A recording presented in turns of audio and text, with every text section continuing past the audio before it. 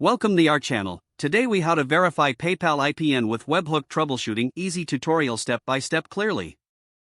To verify PayPal IPN with Webhook troubleshooting, start by logging into your PayPal account. Navigate to the developer dashboard. Select the accounts option to view your sandbox accounts.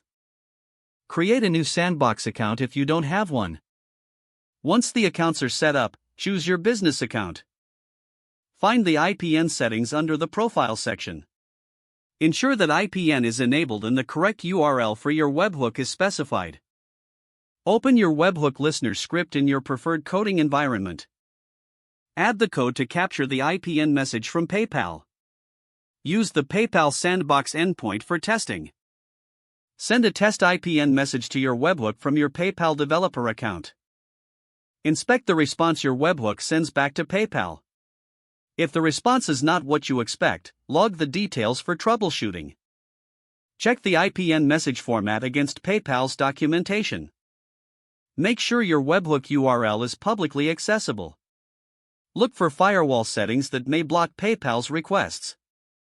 If using a local server, consider using tools like Grok for testing. Once everything is set up, initiate another test from PayPal. Verify that your server responds correctly to the test IPN. If the issue persists, inspect the logs for any error messages. Cross-reference these logs with your code to identify discrepancies. Make adjustments as necessary until you achieve a successful verification. With everything in place, monitor your system for any future IPN messages. Continue to troubleshoot as needed, ensuring scalability and reliability. If the page does not load, refresh the browser or try again in a private or incognito window. Make sure you are using the correct email address, then retype it carefully to avoid small typos. If your password is not accepted, use the reset option and create a new strong password you can remember. Check your spam folder for verification or security emails, then complete any requested confirmation steps.